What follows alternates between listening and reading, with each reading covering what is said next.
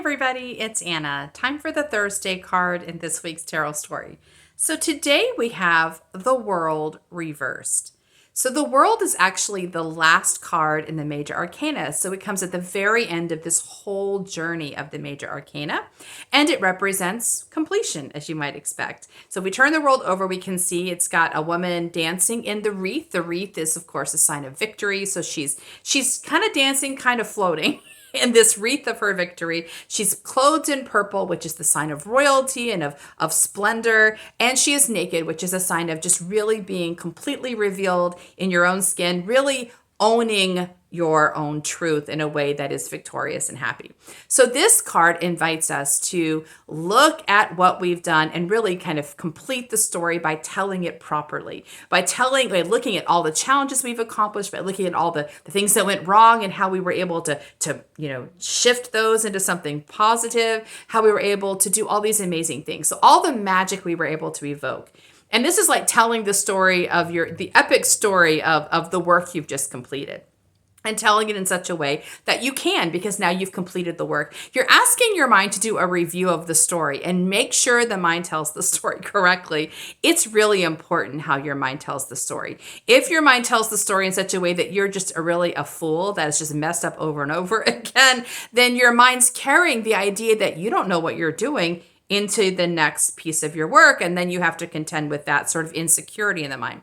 You want the mind to be able to acknowledge how amazing you are, all the cool things that happen, and how the universe stepped in for you. Times where you thought things were going very badly, and then something miraculous happened and delivered you, or the times when you were very clever and you were able to pivot around a challenge and find even a better path. You want the mind to tell the story of this really huge victory, because we want the mind to realize that you are already full of magic and the universe is benevolent working for you, so that you're ready to start the next journey. Because this is a circle, right? And the circle represents a portal. So every end is a new beginning. We're setting ourselves up. We're completing this story properly to set ourselves up for the next piece of the journey, right? This card came to us reversed. And in this case, I think the reversal represents kind of an important challenge to be aware of in the spiritual journey, particularly if you are a body or heart intuitive. Because when you're a body or heart intuitive, you're not exactly orienting your path to goals. You may not really know where you're going. You're more following intuition. You're kind of following a path almost blindly, or you're only able to see a few steps in front of you. So you're trusting the movement of the path, and you don't necessarily know where you're going, which means there isn't exactly always an end point where you go, oh, I accomplished that thing. Yay me. We don't always do that. And so we're kind of in a constant journey. So I know not long ago, I had this conversation with my mind. My mind said, but how do we know we're done? How do we know we've accomplished it? Because the mind tends to be very linear. And I remember I said, well, I told my mind, well, I guess let's just say when we die, we're done. Like that's going to be the done point. In the meantime, I said, let's treat each chapter like it's like you're reading a wonderful book. And every chapter is so good, you almost don't want it to end. You're just excited for the next chapter. So you're not worried, like, how long is this book? It's another 200 pages to read. You're so excited about each chapter that you're taking your time. I said, what if we think of things, mind, not as the end of the book, but we're just going to really be present each chapter and really enjoy each chapter.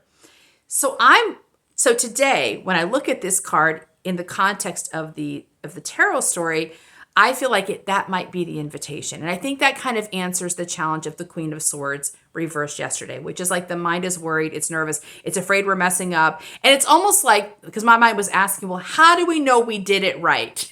Right?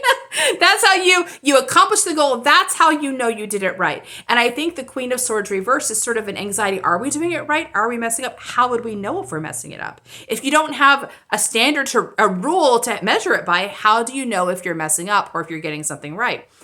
But the World reversed, in the way I'm seeing it, if you treat each chapter like it's its own delicious journey, then it's less about getting it right and more about being present. And also not only being present, but actually telling the story as you go along. Like, how are we telling today's story? What does it look like today? And remembering to tell the story to your own favor.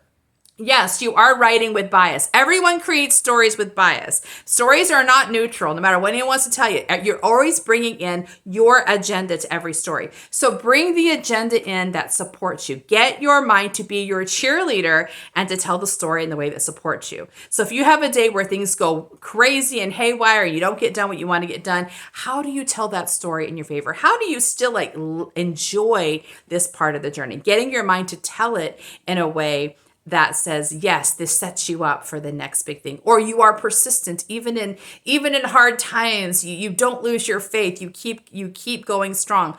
Or the work just went underground and there's something miraculous happening below the surface.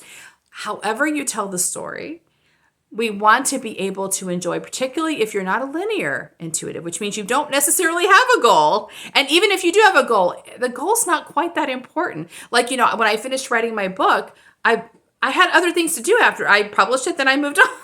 Right? I mean, that's how you work when you're an intuitive. You're not actually that in love with the goals. You have to be in love with the journey itself.